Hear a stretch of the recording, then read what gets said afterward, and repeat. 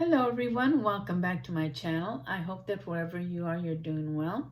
Today is a beautiful and sunny day, and as soon as I'm done with this video, I need to go run some errands, and later in the afternoon, I'll putter around in the flower bed, pull some weeds, do some watering, but I'll have to change into different clothes to do that.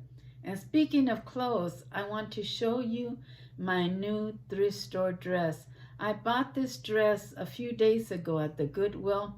I paid $5 or $6 for it, and when I saw it hanging on the rack, I tried it on. I saw that it fit perfectly and it looked good. I decided to buy it. And in fact, the majority of my clothes I'm going to share with you come from the Goodwill store, and I'm not ashamed to say that. In fact, I've also purchased some things for my homeless individuals at the thrift store. Now today I want to share a beautiful story with you that I read a couple of days ago, and I thought you might enjoy hearing about it. This is a story of a young man who served in World War II. And one day, him and his group were deep into enemy territory, and all of a sudden they got ambushed on all sides, and they took off running, looking for a place to hide. And he ran and he was looking for some place, but he couldn't find any. But he did find a cave, and so he decided to go inside this cave. And he went deep into the cave and he just sat on the ground, and he knew that it was just a matter of minutes before the enemy came around and found him, and he was gonna get killed. So he's in there deep in the cave on the ground, and he's praying to God, Lord, if it is your will, please save me. Send someone to rescue me, to save me from what's going on around me. And he waited and he waited, and all of a sudden he looks up at the opening of the cave, and he sees this little tiny spider, and this little spider had been busy building a web to cover the opening. And before he knew it, the whole entrance to the cave was covered in spider web. And he's thinking to himself, Lord, I asked you to send me someone to help me. How is the spider going to help me? How is he going to save my life? He didn't understand that. But he just waited. Like I said, he knew that his time was limited, and before long, the enemy was going to come looking for him, and they were going to find him and kill him. So a few minutes passed by, and sure enough, the enemy shows up at the cave, and they look inside, and it's dark in there, and they can't see anything because he's deep inside the cave. And the soldiers, the enemy soldiers, are talking among themselves, and they're saying, well, it looks like nobody has been inside this cave for a long time, because look at the opening, it's full of spider webs. And so they just turned and went the other direction. And here was God sending him the answer, sending him a little spider to help him out of that difficult situation. The young man could not understand how a tiny spider could possibly save his life, but it did, okay? See, that's just a testimony of what God can do. He is always working behind the scenes on our behalf. And a lot of times we're not even aware of it, okay? We could be calling on God and waiting for an answer, and nothing happens. But everything is in God's perfect timing. Keep that in mind, all right? I also want to share another story with you of how God came to my rescue, okay? Now this happened probably about a year ago. And I have been wanting to share this story for the longest time, but I was a little hesitant because I didn't know how people were going to judge me when I tell you this story. And I even asked my husband, do you think I should talk about this? It was my testimony, but it doesn't mean that people are gonna like what I have to say. And when I asked my husband, do you think I should talk about this? He said, well, you know, Grace, there's going to be somebody that's going to not be happy with you when you tell them that story. And so because of it, I held on. But today I decided I'm going to share this story with you because, like I said, it is my testimony. You may not like it, but that's all right. So, like I said, this is just to show you how God came through for me at a time when I called out to him. This happened, like I said, maybe a year ago. I was at Walmart. I had gone to return an item that I had purchased, but I need to go back a little bit, okay? Before that happened, I had met this homeless individual out in the street, and it's someone that I knew from the streets. He wasn't a complete stranger to me, and in talking with him, he was telling me about the dire situation that he was finding himself in, and he needed money. And he asked me if there was any way I could help him with just a little bit of money. And I'm going to say to you, and I've said this before, and some of you may not believe it, but the ministry, we don't have a lot of money in our bank accounts, okay? We don't get a lot of donations, but that's all right. So when I'm talking to this homeless individual and he's telling me his story, I usually don't donate money to homeless individuals because I know a lot of times it's going to go toward something that isn't good. But on this day, I decided I'm going to go ahead and give him some money because he really, really needed it. And like I said, he was someone I knew from the streets. So I knew his story well. And I decided to give him what I had. I had $20 with me.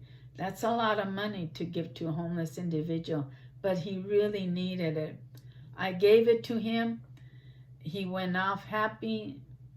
And I said to God, Lord, you know I could use that money for the ministry to purchase granola bars, to purchase different things to give to the homeless. I don't know how you're going to do it, Lord, but please send it back to me. Give me back that $20 that I gave to the guy. And again, I didn't know when it was going to happen or how he was going to do it, but I just left it in God's hands and I said, Lord, if it is your will, please send me back the $20 because I could really use it for the ministry. So, okay, fast forward like a week or two later, and I'm at Walmart returning an item that I purchased. And in front of me, there's this young man, and he's at the counter talking to the cashier, and they're communicating. And I'm standing there. There's no one behind me. It's just me and the young man and the cashier. And in that area where they have the returns, they also have a, I think they're called Coinstar machine, where you put a bunch of coins in there. And so I look over at the Coinstar machine, and I'm looking, and I look down on the ground, and there on the ground was a penny. And if you've seen some of my previous videos, I talk about my history with finding pennies, okay? And so when I saw the penny on the ground, I went and I picked it up, And just as I was picking up the penny, the young man who was at the counter finished his transaction and he left.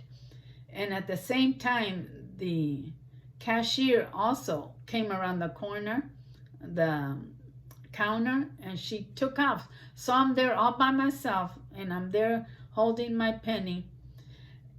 And all of a sudden, I look at the little receptacle where all the coins collect, and what I saw there was, it just unbelievable. Okay, in that receptacle where all the coins collect, it was full, and I mean full of coins, pennies, dimes, nickels, quarters. It was full to the top, so full that a penny fell out of the receptacle, and I found it and picked it up. But here is this receptacle full of coins, and I'm like, oh my goodness, who? I cannot wrap my head around that, okay? Who would walk away from something like that? How is it possible that this is going on? How, Lord? It's like I couldn't believe what I found myself in the middle of. And I'm standing there waiting for the cashier to come back so I could say to her, look what happened. Maybe the machine busted, or maybe, I don't know. I don't know. And I waited and waited, and I waited a few minutes, okay? No one came. No one came to return anything. Staff didn't come. No one came. No one came. And I'm standing there and I'm waiting and waiting and thinking to myself, Lord, what is this all about? And I heard a little voice say to me, take it. It's yours.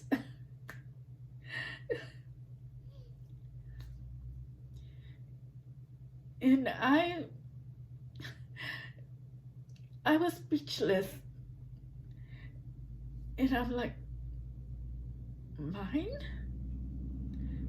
I don't understand. And I waited. No one was passing by in the corridor. No one. Can you understand what I'm saying? And so I got tired of waiting, and I said, well, maybe this is meant for me. And then it came back to me the day that I gave the $20 to the homeless individual. And I'm saying to God, Lord, I don't know when, I don't know how, but please send me back this money. It all came back to me. It's like a circle, you know. And I said, okay, I guess it's meant for me. And I scooped up all the coins. I put them in my purse. I almost felt like a thief, okay? And I said, Lord, are you sure? Are you sure this is meant for me?